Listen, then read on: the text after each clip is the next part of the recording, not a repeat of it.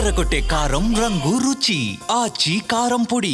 రామ్నాథ్ గారు, నాకు ఈ సమయంలో రెండు సామెతలు గుర్తొస్తున్నాయి మన తెలుగుకు సంబంధించి. నిజం చెప్పులు వేసుకునే లోపు అబద్ధం ఊరి చుట్టూ వచ్చేస్తుంది అని అంటారు. చాలా సందర్భాల్లో అది జరిగింది. కానీ నిజం నిలకడ మీద తెలుస్తుంది అనేది కూడా మనవాళ్ళు చెప్పిన సామెతే ఇది కూడా. అలాగే నిజం నిప్పు లాంటిది, ఇది కూడా మనవాళ్ళు చెప్పిన సామెతే. కాస్త ఆలస్యమైన అసలు విషయం బయటకు వచ్చిందని అనుకుంటున్నారా? ఈశ్వర్ గారు, మీకు కొండ రాజు గారికి, చింతా ప్రదీప్ గారికి నమస్కారం. ఇప్పుడు రెండు విధాలుగా ప్రచారం జరిగింది. ఎప్పుడు ఈ డేటా సెంటర్ మీద ఒప్పందాలు ఎప్పుడు జరిగాయో అప్పటి నుండి దీని ఇంపాక్ట్ ఏంటి అన్న దాని మీద ఒక చర్చ నడిచింది. ఆ ఇంపాక్ట్ అనే చర్చను కూడా వైఎస్ఆర్సీపీ వాళ్ళు కాదు, చాలా మంది ఉంటారు సోషల్ మీడియాలో, వాళ్ళంతా ప్రచారం చేస్తూ ఉంటే దాన్ని అంతా తీసుకొని వచ్చి వైఎస్ఆర్సీపీ ఖాతాలో వేసే ప్రయత్నం చేశారు. ఒకటి. ఇంకొకటి ఏంటంటే, మరి సరిగా ఫాలో అయ్యారో లేదో కానీ చాలా మంది తటస్థులు, మంచిగా విశ్లేషణ చేసే వాళ్ళు కూడా వైఎస్ఆర్ కాంగ్రెస్ పార్టీ ఈ డేటా సెంటర్ ని వ్యతిరేకిస్తోందేమో అన్న ఒక ఇంప్రెషన్ కలిగించే ప్రయత్నం కూడా చేశారు. కానీ ఇది అక్టోబర్ 17వ తేదీ గుడివాడ అమర్నాథ్ గారి స్టేట్మెంట్. లోకేష్ మీడియా ముఖంగా ప్రజల అనుమానాలకు సమాధానం చెబుతారని భావించాను, కానీ ఆ డేటా సెంటర్ ను మా పార్టీ వ్యతిరేకిస్తున్నట్టు తప్పుడు ప్రచారం మొదలు పెట్టారు.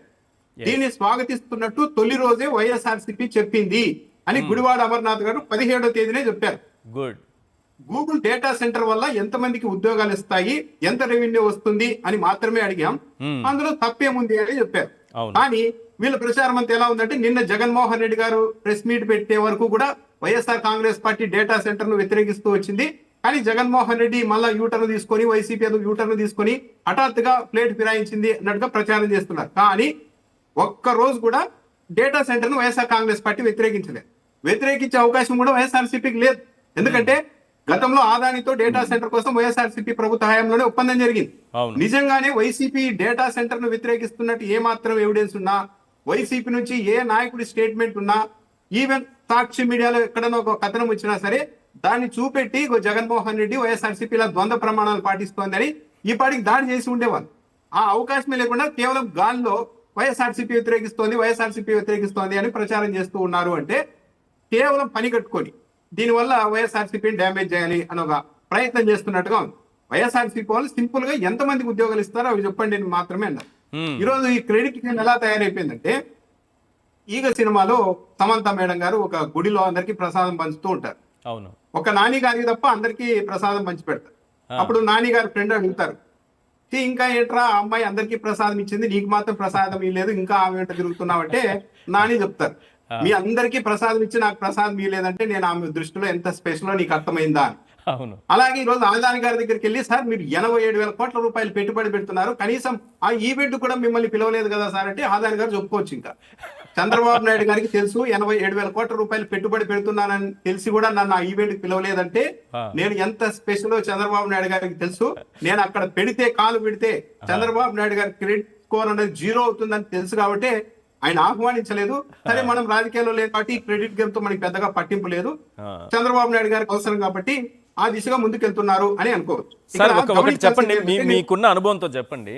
అదానీ పేరు వినబడకుండా, అంటే మొదటి 2 రోజులు మనకి ఎక్కడా వినబడలేదు, అదానీ కనబడకుండా మేనేజ్ చేశారని అనుకోవాలా? ఎట్లా జరిగి ఉంటుంది? ఎందుకంటే ఇంత పెద్ద ఈవెంట్ నిర్వహించారు కదా ఢిల్లీ వేదికగా. ఇప్పుడు ఈనాడు పత్రిక మరుసటి రోజే ఒక లోపల ఒక చిన్న ఐటమ్ రాసింది, బాక్సెస్. ఏంటంటే దీంట్లో ఏదో ఆదానితో సంబంధం ఉందని చెప్తున్నారు, ఆదానికి సంబంధం లేదని ఐటీ కార్యదర్శి కాటమనేని భాస్కర్ గారు ఖండించారు తీవ్రంగా అని చెప్పి లోపల ఎక్కడో చిన్నగా రాశారు. ఎందుకు ఖండించాల్సిన అవసరం వచ్చింది? చాలా సింపుల్ చూడు. సరే, ఆ ఒప్పందం జరిగే రోజుకి ఈ గూగుల్ తో ఆదాని టైప్ అయిన విషయం వీళ్ళకి తెలియదేమో, అమాయకులకి, పాపం రాష్ట్ర ప్రభుత్వానికి, అధికారులకు అని అనుకుందామా అంటే నిన్న జగన్మోహన్ రెడ్డి గారు చెప్పారు, ఈ ఈవెంట్ ఎప్పుడు అక్టోబర్ 14వ తేదీ జరిగింది. కానీ అక్టోబర్ 4వ తేదీనే గూగుల్ ప్రతినిధి అలెగ్జాండర్ స్మిత్ గారు ఇదే మన కాటమనేని భాస్కర్ గారికి ఒక లేఖ రాశారు. ఆ లేఖలో ఏం చెప్పారు? మేము ఆదాని వాళ్ళు కలిసి చేస్తున్నాము, మీరు ఏదో భూములు కేటాయిస్తామంటున్నారు కదా 3 చోట్ల, ఆ భూములన్నీ ఆదానికి కేటాయించండి, ఆదానికి అప్పచెప్పండి అని డైరెక్ట్ చెప్పేశారు. ఇక్కడ తెలిసిపోతుంది, అంటే 10 రోజుల ముందే ఆదాని ఇన్వాల్వ్ అయిందని తెలుసు. ఇక్కడ ఆదాని అన్నది ఒక ప్రతిష్టాత్మక సంస్థ. ఇలాంటి సంస్థ భాగస్వామి అయినప్పుడు గర్వంగా ఆ ఈవెంట్ కి ఇన్వైట్ చేసి ఉండాలి. చేయలేదంటే కారణం ఏంటి? ఇన్వాల్వ్ అయ్యారని తెలిసిన తర్వాత కూడా వాళ్ళని పిలవలేదంటే కారణం ఏంటి? కేవలం క్రెడిట్ కోసం. ఆదాని గారు అక్కడ అడుగు పెడితే ఓహో ఈ ప్రాజెక్ట్ లో ఆదాని గారు ఉన్నారంటే జగన్మోహన్ రెడ్డి గారి హయాంలోనే ఇక్కడ 300 మెగావాట్ల డేటా సెంటర్ ఏర్పాటు ప్రయత్నాలు జరిగాయి, దాంట్లో కొనసాగింపుగానే ఇప్పుడు జరుగుతోందేమో అని ఒక ఇంప్రెషన్ ఆటోమేటిక్ అర్థమైపోతుంది. అంత పెద్ద పారిశ్రామికవేత్తను అవమానించినట్టు కాదా అది? అంటే చంద్రబాబు నాయుడు గారు క్రెడిట్ కోసం ఏమైనా చేస్తారన్నది ఒక ఉంది. చిన్న ఎగ్జాంపుల్ ఈశ్వర్ గారు, చంద్రబాబు నాయుడు గారి కంటే ముందున్న ముఖ్యమంత్రులు ఏదైనా ఒక మంచి ఆలోచన చేసి ఏదైనా ఒక ప్రోగ్రామ్ కి ఒక ప్రాజెక్ట్ కు శంకుస్థాపన చేశారనుకోండి, ఆ తర్వాత చంద్రబాబు నాయుడు గారు వచ్చి ఏం చెప్తారు తెలుసా? వాళ్ళు శంకుస్థాపన చేసి ఉండొచ్చు కానీ దాన్ని మొత్తం తీసుకెళ్లింది ముందుకు నేనే, కాబట్టి క్రెడిట్ మొత్తం నాకే కావాలి అంటారు. ఒకవేళ చంద్రబాబు నాయుడు గారు తర్వాత వచ్చిన ముఖ్యమంత్రి గారు ఎవరైనా శంకుస్థాపన చేసి ఆ ప్రాజెక్టును పూర్తి చేశారనుకోండి, అప్పుడు ఏం చెప్తారు తెలుసా? వాళ్ళు శంకుస్థాపన చేసి ఉండొచ్చు, పని పూర్తి చేసి ఉండొచ్చు, మొత్తం ప్లాన్ గీసింది, డిపిఆర్ మొత్తం సిద్ధం చేసింది నేనేం చెప్తారు చంద్రబాబు నాయుడు. Simple example. హైటెక్ సిటీ దగ్గరికి వెళ్ళేసరికి ఏం చెప్తారు? ఆ ఆలోచన నేదురుమల్లి జనార్దన్ రెడ్డి గారిది, రాజీవ్ గాంధీ గారి. కానీ అక్కడ ఏం చెప్తారు? వాళ్ళ శంకుస్థాపన చేసి ఉండొచ్చు కానీ మొత్తం హైదరాబాద్ ఐటీలో తీసుకెళ్ళింది నేనే, కాబట్టి క్రెడిట్ మొత్తం మాకే అంటారు చంద్రబాబు నాయుడు. అది జిఎంఆర్ ఎయిర్పోర్ట్ దగ్గరికి, ఔటర్ రింగ్ రోడ్ దగ్గరికి వచ్చేసరికి సార్ ఆ ప్రాజెక్టు శంకుస్థాపన చేసిందే వైఎస్ఆర్ హయాంలో, పూర్తి చేసింది కూడా వైఎస్ఆర్ హయాంలోనే కదా అంటే, లేదు వాళ్ళు శంకుస్థాపనలు పనులు చేసిండొచ్చు కానీ మొత్తం ఆ విజన్ అంతా నాదే, కాబట్టి అక్కడ కూడా క్రెడిట్ నాకే కావాలి అంటారు చంద్రబాబు నాయుడు. అంటే ఎట్లయినా సరే క్రెడిట్ నాకే దక్కాలి అన్న దీంతో ఉంటారు. ఇప్పటికైనా సింపుల్, ఇప్పుడు ఏంటి, ఆదానికి భూములు అప్పగించండి అని గూగుల్ వాళ్ళే డైరెక్ట్ గా లేఖ రాశారు. ఇప్పుడు ఆ జియోలు వస్తాయి కదా, ఆ భూమిని ఎవరికి అలాట్ చేస్తారు, ఎవరికి ఇస్తారు అన్నది అప్పుడైనా బయటకు వస్తుంది, ఆదాని దీంట్లో ఇన్వాల్వ్ అయ్యారు అన్నది. ఒకటి ఈశ్వర్ గారు, ఇది చంద్రబాబు నాయుడు గారి ఛాయిస్ కానే కాదు, ఇది ఆదాని గారి ఛాయిస్, గూగుల్ వాళ్ళ ఛాయిస్. చెప్పాలంటే నరేంద్ర మోడీ గారిని కూడా, ఆయనకు కూడా మనకు క్రెడిట్ ఇవ్వాల్సింది. ఎందుకంటే సుందర్ పిచై గారే చెప్పారు, నరేంద్ర మోడీ గారితో కూడా మేము ఈ ప్రణాళికకు సంబంధించి చర్చలు చెప్పాము, ఫోన్ లో మాట్లాడామని. అంటే మోడీ గారి ఇన్వాల్వ్మెంట్ అనేది క్లియర్. ఇక ఆదాని గారికి గూగుల్ వాళ్ళకు 2022 నుంచే నోయిడా డేటా సెంటర్ దగ్గర నుండి సంబంధాలు ఉన్నాయన్నది కూడా చాలా క్లియర్ గా ఎస్టాబ్లిష్ అయింది. ఇక్కడ ఆదాని గారు ఆల్రెడీ డేటా సెంటర్ ఏర్పాటుకు ముందుకు వచ్చారు కాబట్టి కలిసి ముందుకెళ్తున్నారు అనేది క్లియర్.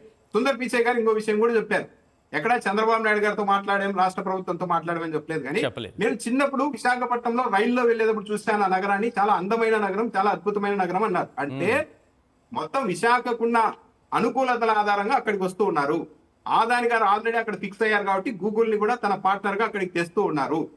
అన్నిటికీ మించి ఇక్కడ గమనించాల్సింది ఏంటంటే, అక్కడ విశాఖపట్నం దగ్గర సముద్రం ఉంది, సముద్ర మార్గంలో కేబుల్ తీసుకెళ్లాల్సి ఉంది.